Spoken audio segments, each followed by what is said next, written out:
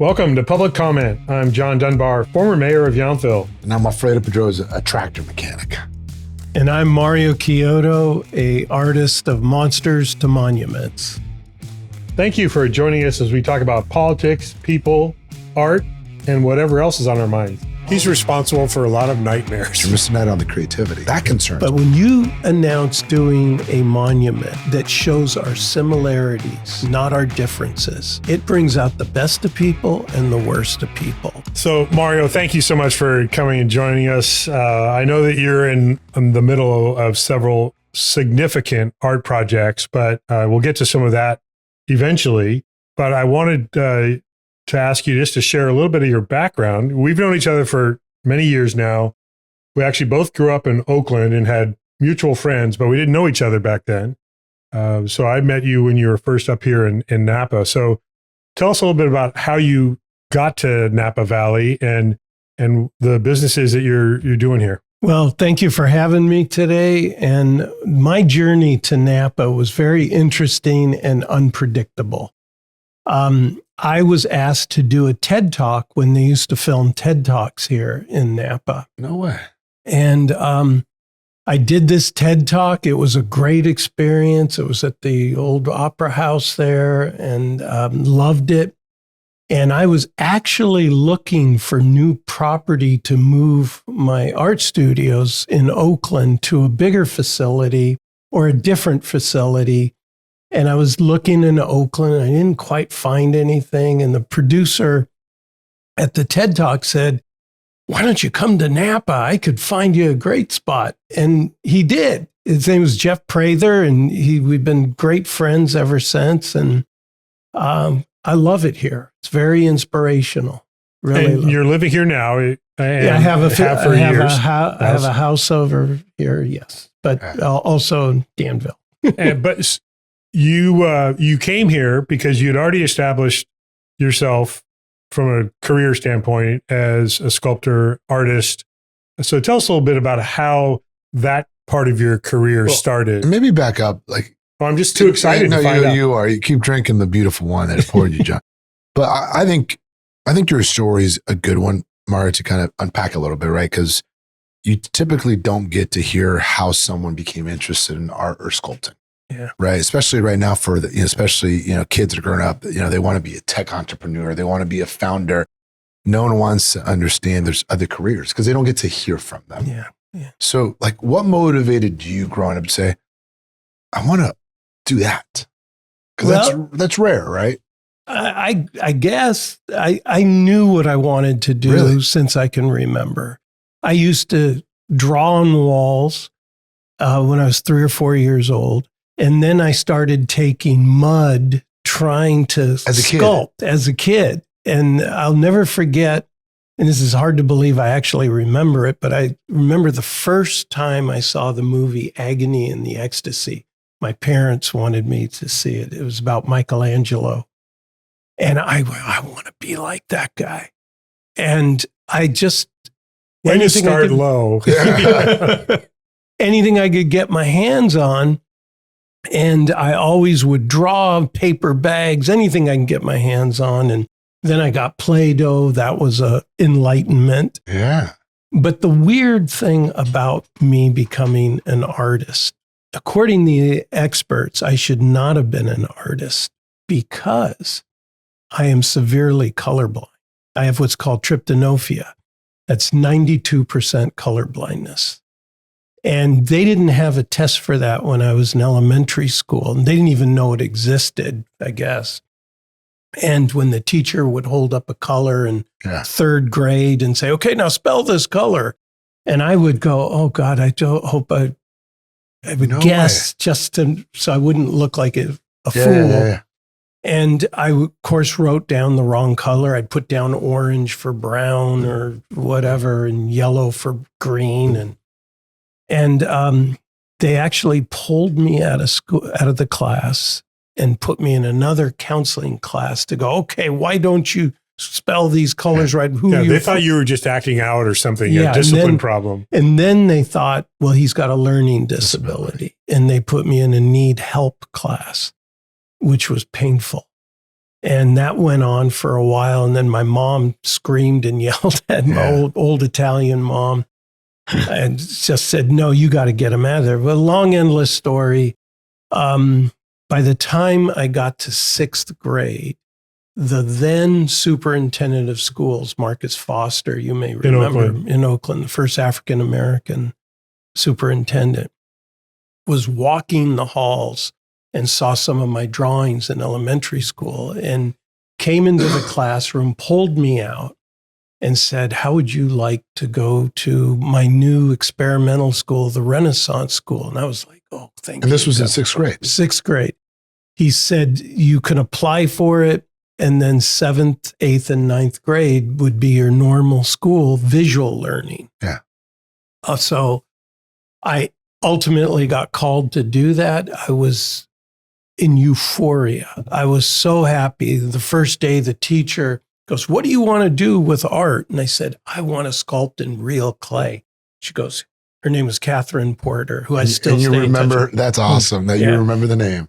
She says, here's 25 pounds of real clay. Now you got 2 weeks to do anything you want. Let's see what you can do. And I was in euphoria of, I'd wake up my parents at 4 o'clock in the morning, bring me to school.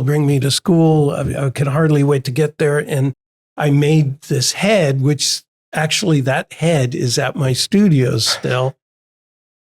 And after 2 weeks, she said, okay, this is great. Now you want to learn about the people who sculpted. This was all set up.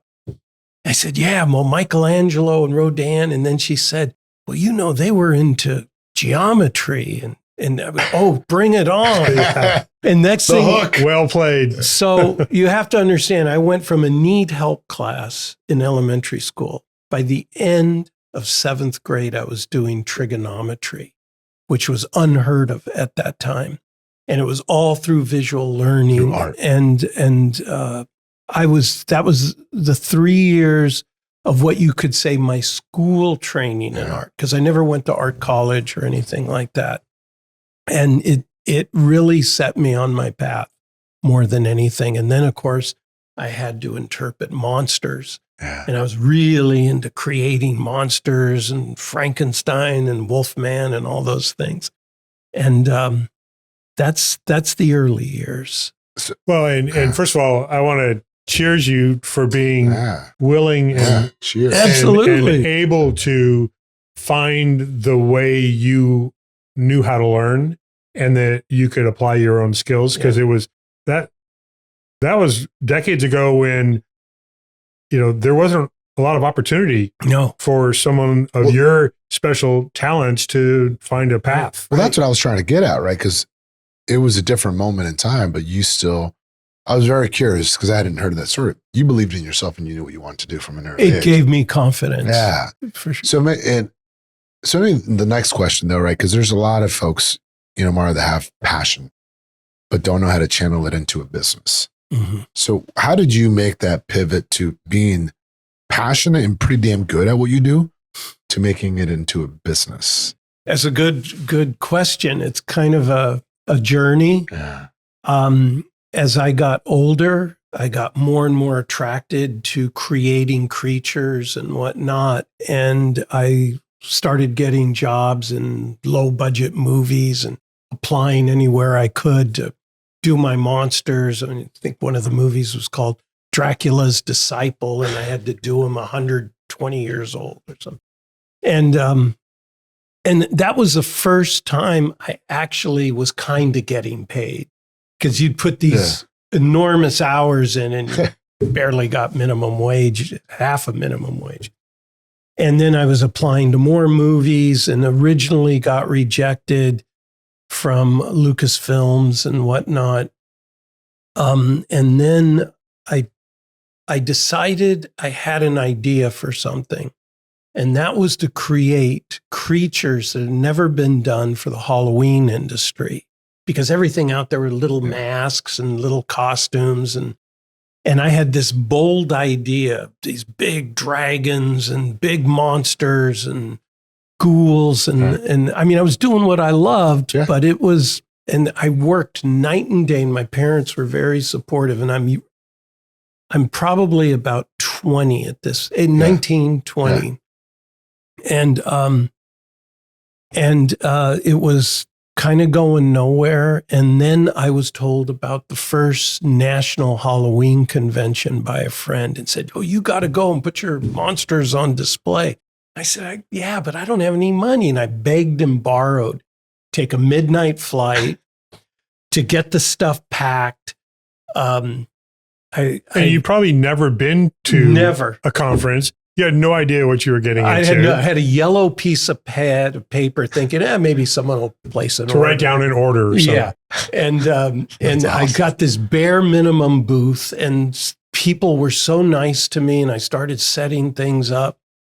And I stayed at this motel that had orange shag on the ceiling and mirrors on the wall. And go, what is this all about? Don't ask. So the very first morning, and it was snowing outside, and I hadn't been in the snow in my life. I want you to think, I'm in this little blazer jacket, and I'm trying to get to my booth at the convention, and I couldn't get there. And there's all these lines, and I'm thinking, God, I'm making an idiot of myself. I'm not even at my booth. And then I realized as I got closer, these were people waiting to place an order with me. And I got so excited, I actually lost my voice. And to make matters even worse, as I got to my booth and I pull out my yellow piece of paper, it fell on the ground, and I went to bend down and get it. My pants ripped all the way around, my only pair of pants for 5 days. And I had to tie the jacket around my waist to cover my underwear. Oh. But history started then. Sears Roebuck was the big Halloween company at that time, going way back 40 years ago. So before you keep going on that, you hadn't even shown up to your own booth yet. You had your merchandise on display because you'd set it up before that. Right. And people were standing in line waiting for this mystery person to show up because they're like, what is going on with this stuff? And then you roll in and split your pants. And those hundreds of people were waiting for you. Yeah. And started taking orders down. I had no idea how I was going to make all this stuff. Long endless story there. My uncle loaned me a building, this like rat's nest building with holes in the ceiling. He says, you can make everything here. And that became my manufacturing plant for that year. And, but what that show did was connect me to so many people that I wished I could have met before, but there was always a wall or something. You couldn't get to them.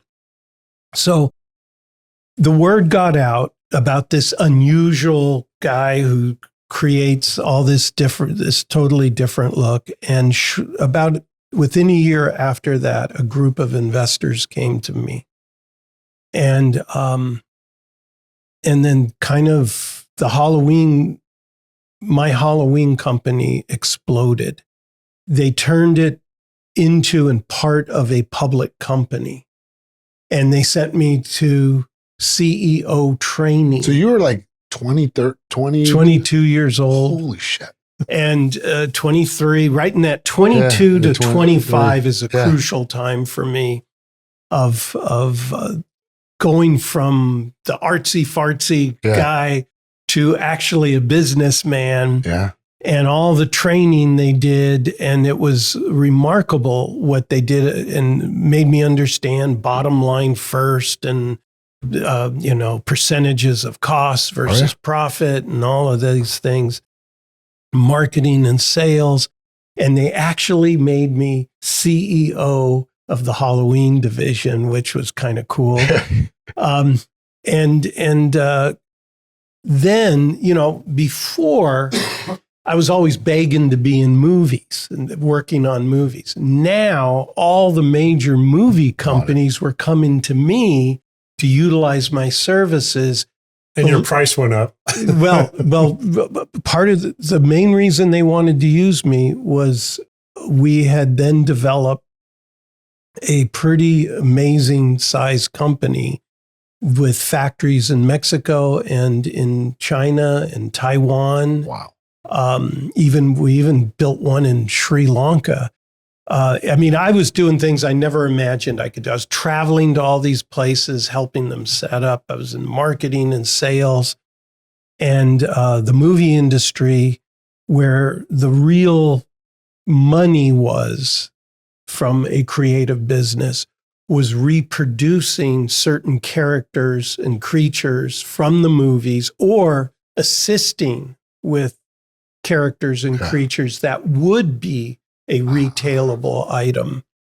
And that's how it all exploded for that part of my life. Well, and having been, we've both been to your studio, and when you see some of the most iconic images and creatures and monsters, from Arnold Schwarzenegger and Terminator to Yoda to every frightful Halloween mask face, creature. It's so funny because then all of a sudden there's a sculpture of Franklin Roosevelt next to Tiger Woods, next to a monster or a dragon or whatever. Yeah. Like the diversity of the creations that you've been able to make. I know you've done work commercially. Also, people have been to Las Vegas, and you created sculptures at Caesar's Palace, right? And other significant projects that people would probably wonder who made that. Yeah, and you were involved in a lot of that. Oh, and yeah. So, how do you? Not only you're talking about how it becomes a business and how you make a career out of this, but you also go from monsters to monuments.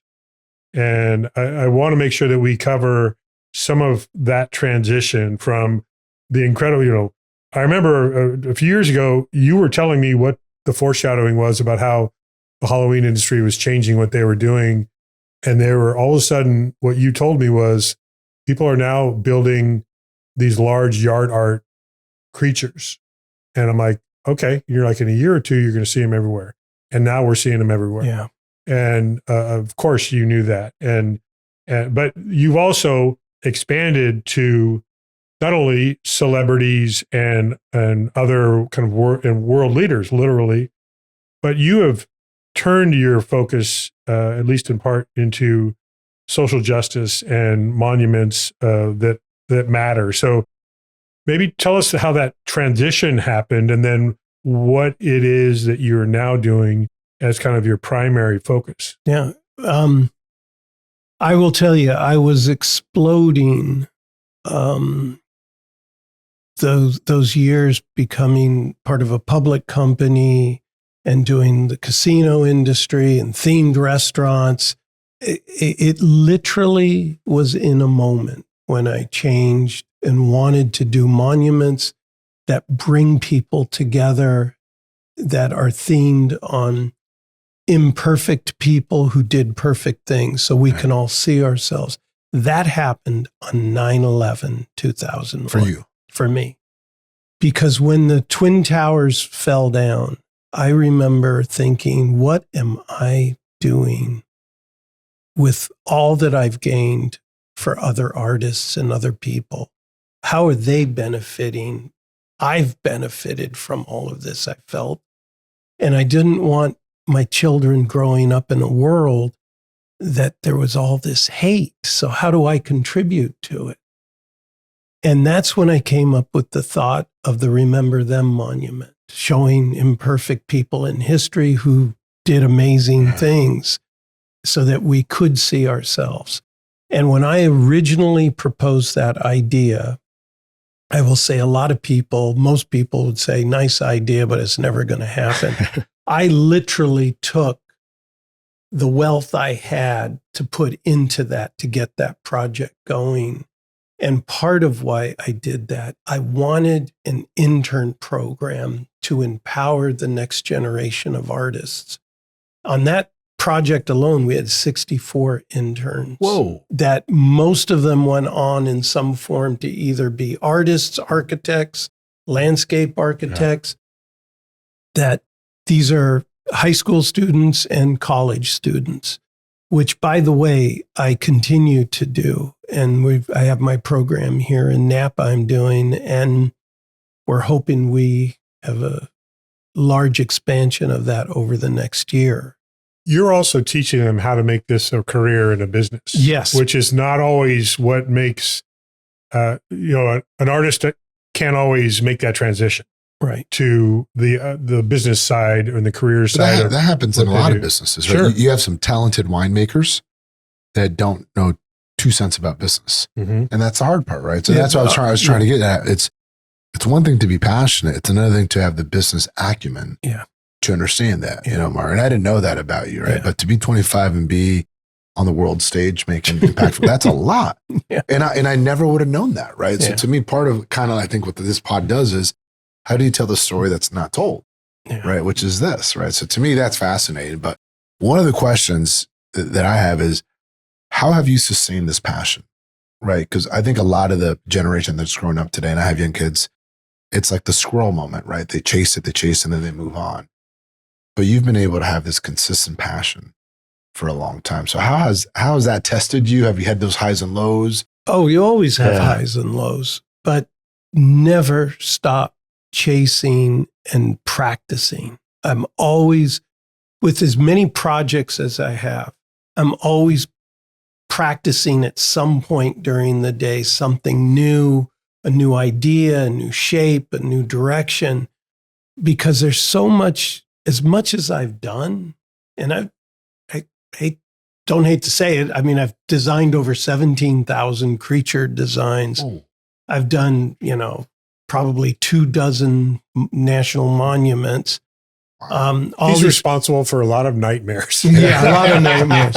But I feel like I haven't scratched the surface. There's so much more I want to do. But at this point in my career, a really important focus is the next generation of artists. And I am working on obtaining some facilities where we can expand that even bigger. I mean, I want to really expand it because I am concerned about where art is going with technology and AI.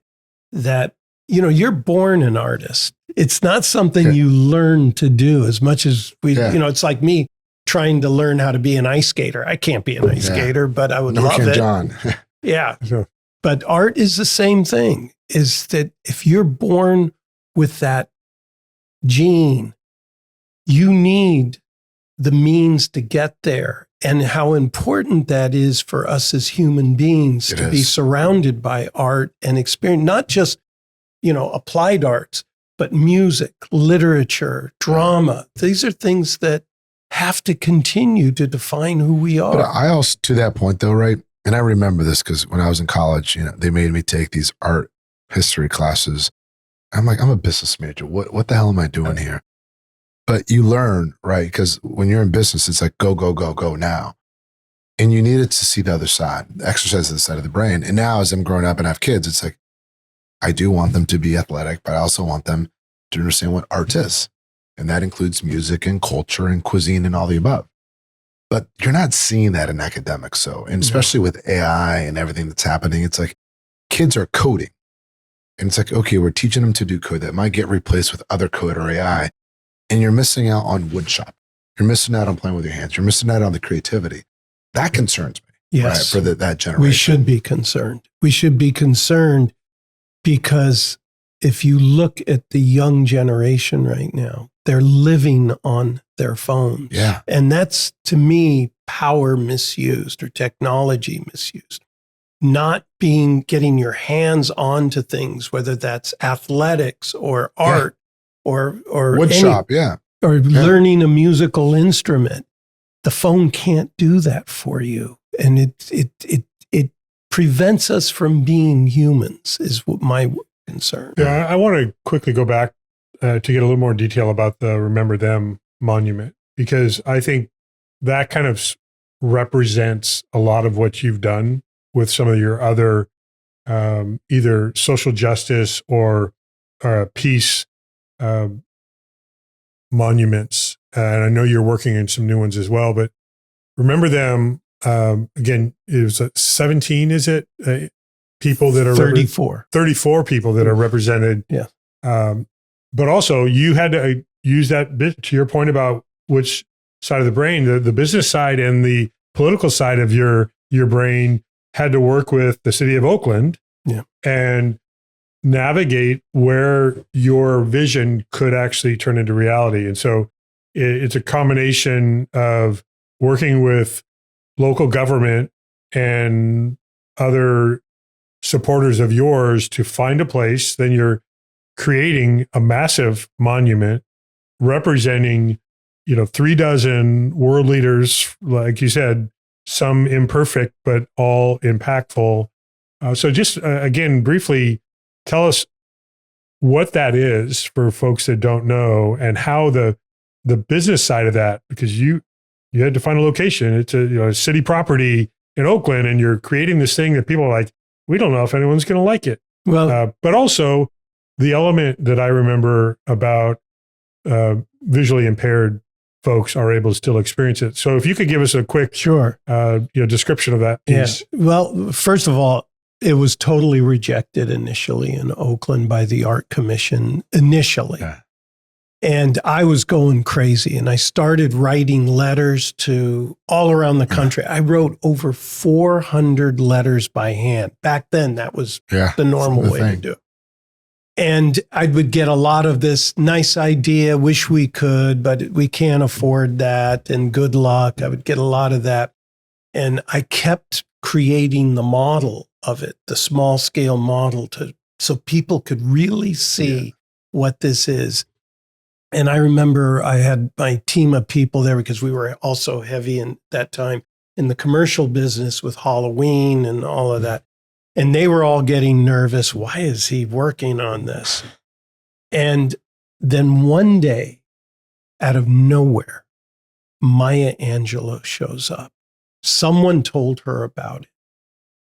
Comes to the door in Oakland, says, I hear you're doing a monument. She goes, do you mind if I come see it? And I was like, yeah. I mean, I was like shaking.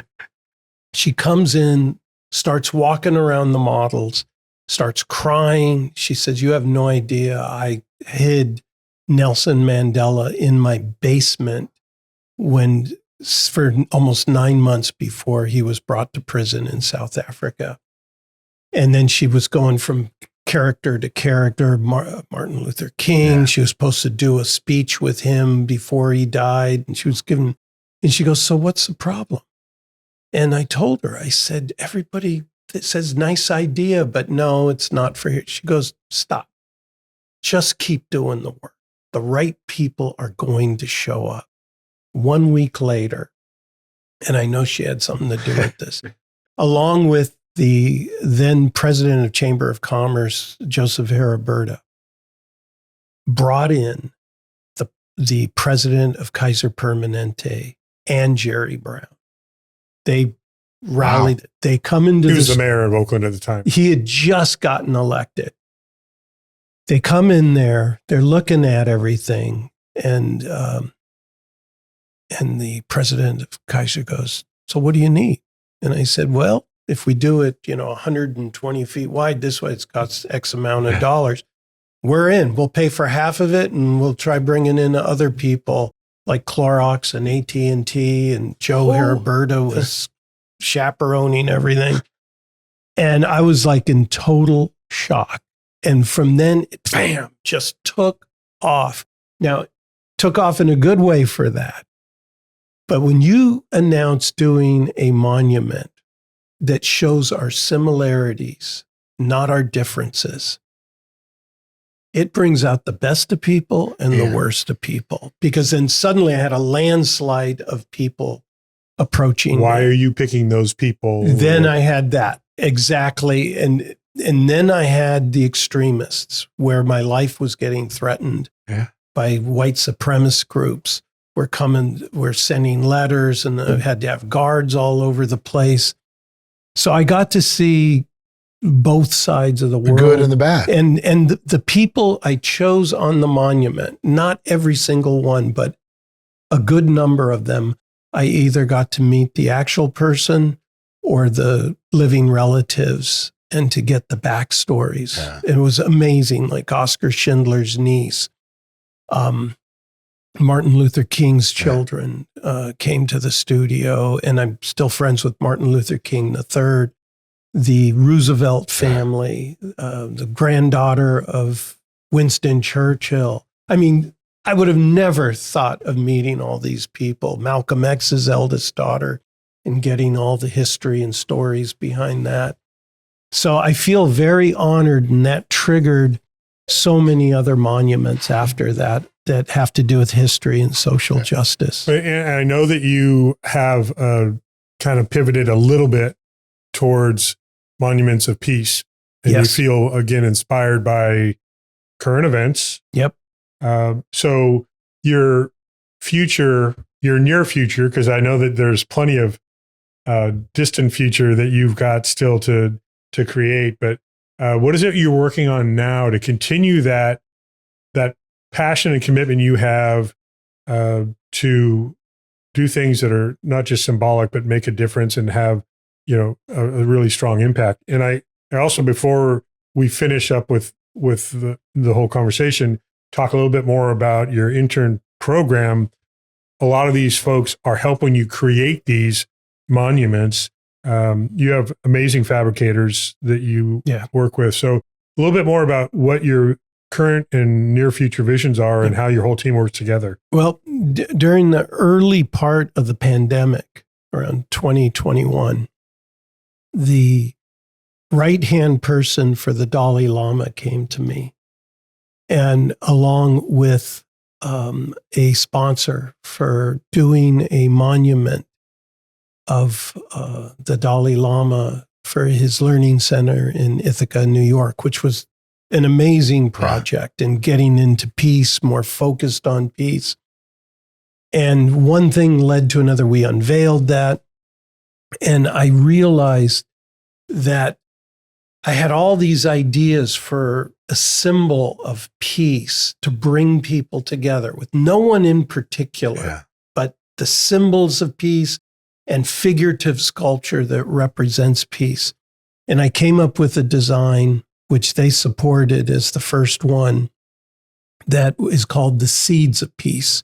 And it's 6 children and a penguin holding up the planet Earth. Each child represents a continent.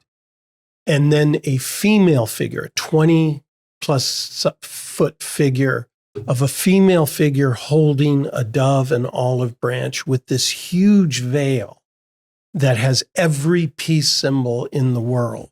And it'll be in bronze, and it's going to be unveiled at the Shark Center in San Jose this December as the first one. But we are doing an entire series of these, including we are very close to announcing one here in Napa with a local sponsor. And I'm also working on a special version for Arnold Schwarzenegger. Nice. Yeah. I just think the one thing I'll tell you too, because I know we're going to have to wrap up here, but I love your focus, though, Mario, on peace and the similarities versus differences. Because I do think we're living in an era where it does sell to be different. It does sell to pull things apart. And through art, you're trying to bring things together. Yes. And that's an intentional choice. Yes. So I'm glad it's worked out for you, because you need more of that. Yeah. Versus, and not to harp on social media, but so much of it is intended to divide us intentionally, right? Because the things you see on social media are different than mine. And that's intentional, right? Because they're trying to sow division sometimes. Yeah. And here you are trying to do this, which I think we need more of that. So thank you. Thank you. And just very quickly, you have a team of fabricators and staff, as well as your interns. Yes. And I think that's also really critical to this whole conversation about, this isn't you just making commercial art that you can sell and live a comfortable life. You want to not only have an impact, but you are giving that same opportunity that you had in 6th grade, when you had one school administrator that bothered to notice you and take a chance that you had potential. and you're offering opportunities for kids. I've been to events where you've had teenagers in Vallejo and elsewhere that are given an opportunity to express themselves in a way they never used to. Yeah.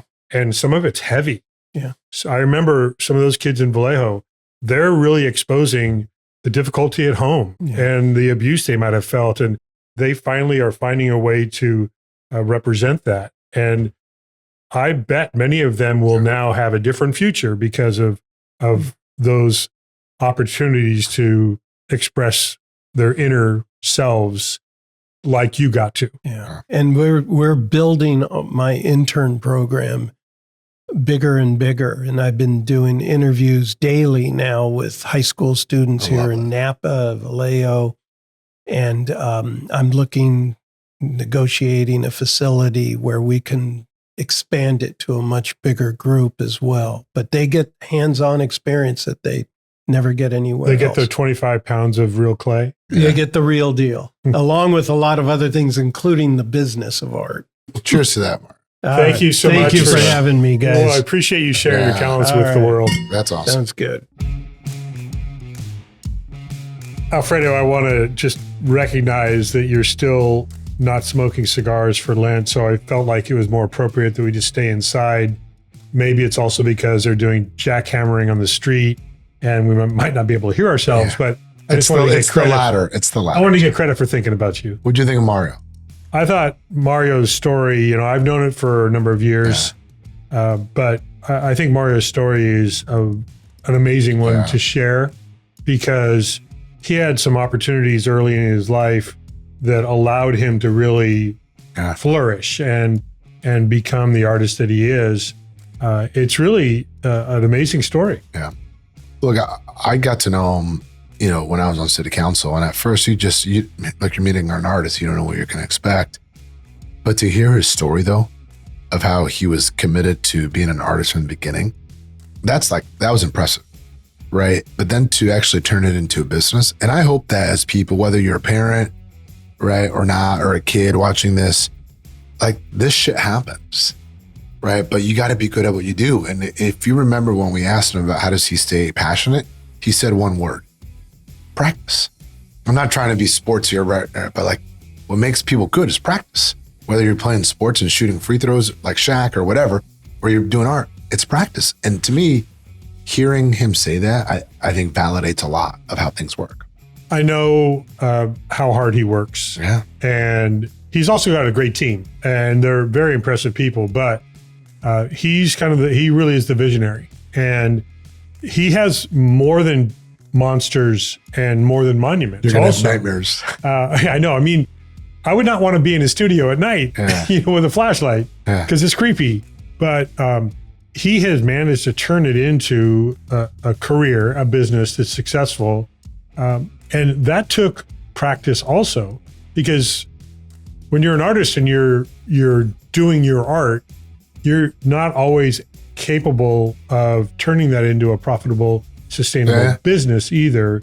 And to not also succumb to the commercialization of your art.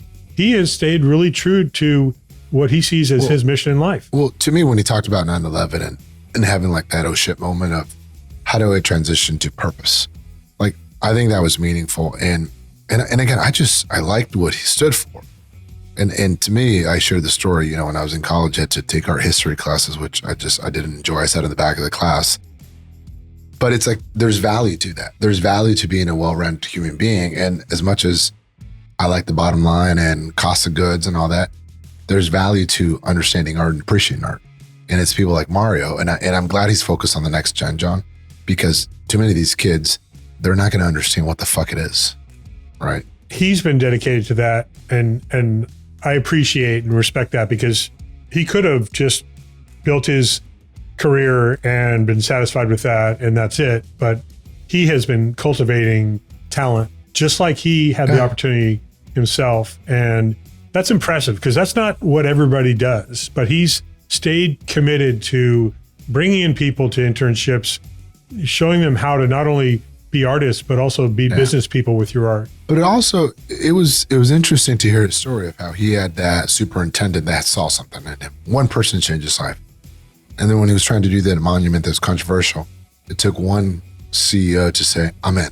Like the power of people. And it takes one person. So you can, John, you can be that one person to go make a difference. I also don't want to forget that he started out with what a lot of people would consider a disability. Yeah.